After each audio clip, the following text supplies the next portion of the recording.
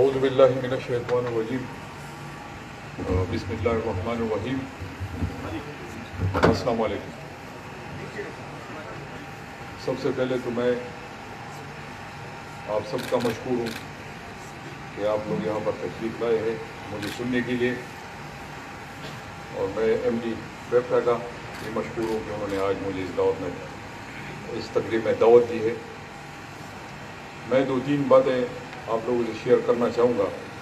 انہوں نے تو میرے لیے بہت لمبی تقریر لکھی ہوئی ہے، میرے خیال میں اس کی ضرورت نہیں پڑی کیونکہ آج جمعے کا دن ہے اور پھر جمعے کا نماز بھی پڑھنا ہے سب نے. آج صبح میں گیا تھا تقریباً کوئی 7:15 بجے پشاور ایئرپورٹ، جہاں پر دوبارہ الحمدللہ نائٹ آپریشن پشاور ایئرپورٹ سے PIA والے نے دوبارہ شروع کر دی ہے. اور یہ بہت پازیٹیو انیشیٹو ہے صوبے کے حوالے سے، کیونکہ اکثر لوگ نہیں آتے کہ خیبر پختونخوا میں امن نہیں ہے.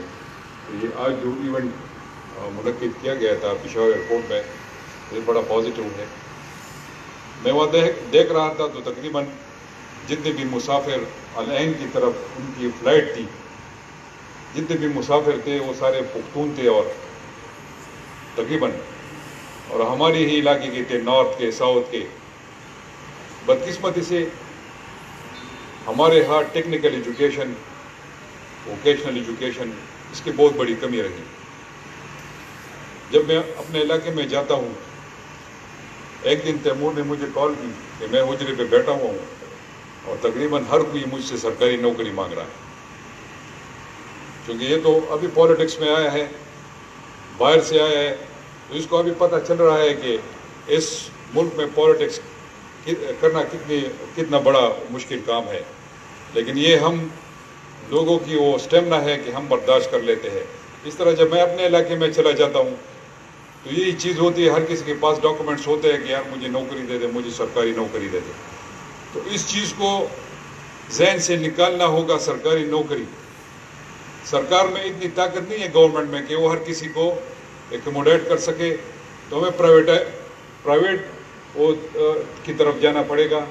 جو پرائیویٹ ایریا ہے اس کو بلڈ کرنا پڑے گا، کیونکہ اگر ہم اس طرح یہ بوجھ سرکار پہ ڈالتے رہے تو سرکار بیٹھ جائے گی. تو کہنے کا مقصد یہ ہے کہ ہمیں ہر حال میں ٹیکنیکل ایجوکیشن، ووکیشنل ایجوکیشن کی طرف جانا پڑے گا، اور ہمیں اسکلڈ لیبر کی ضرورت ہوگی. ہمارے بہت سے لوگ وہاں روزگار کے لیے جاتے ہیں، سعودی عرب، کویت، لیکن وہ اسکلڈ لیبر نہیں ہوتے، ان کے پاس کوئی ٹیکنیکل ایجوکیشن نہیں ہوتی. تو بڑے معمولی رقم پہ وہ وہاں پر نوکری کرتے ہیں، روزگار ان کو ملتے ہیں. اگر کوئی اسکلڈ لیبر ہوتا تو اس کو زیادہ پیسے ملتے. تو ہماری کوشش ہے صوبائی حکومت کی کہ ہم اس کو پروموٹ کریں، KP ٹیپٹا کو اسٹرانگ کریں، اور جو بھی میری حکومت سے ہو سکتا ہے، فائنانس منسٹر یہاں پر بیٹھے ہوئے فائنانسنگ یہ کریں گے.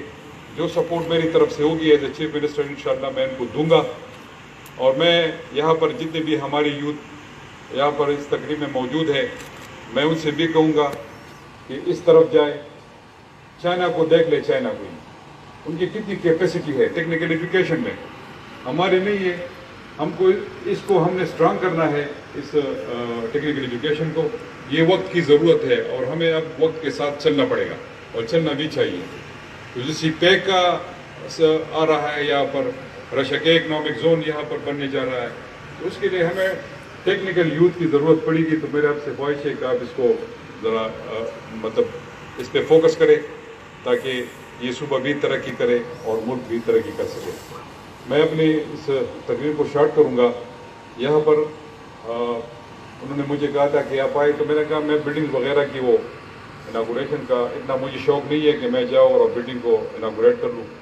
لیکن انہوں نے کہا کہ آج یہاں پر کوئی اناؤنسمنٹ بھی کرنی ہے. ہمارے ایک بورڈ میٹنگ ہوئی تھی، اس میں انہوں نے کہا تھا کہ ہمارے پاس یہ اسٹوڈنٹس کے لیے اسکالرشپ ہے، فری ٹیکنیکل ایجوکیشن. تو آج میں 4000 طلبہ کے لیے فری ٹیکنیکل ایجوکیشن اور ٹریننگ کا بندوبست کا اعلان کرتا ہوں. انشاءاللہ یہ پروگرام مارچ میں شروع ہوگا اور تقریباً ہمارے 4000 اسٹوڈنٹس سے مستفید ہوں گے. اور میں وش انٹرنیشنل جو ہمارے پارٹنر ہے یہاں پر، جو یہ کمپلیکس بنا رہے ہیں، اور اس کے ساتھ میں GIZ کا بھی مشکور ہوں اور KP12 کا آپ سب کا مشکور ہوں، اپنے میڈیا کے دوستوں کا مشکور ہوں کہ یہاں پر تشریف لائے۔ آخر میں آپ سب کا شکریہ ادا کرتا ہوں۔ پاکستان زندہ باد۔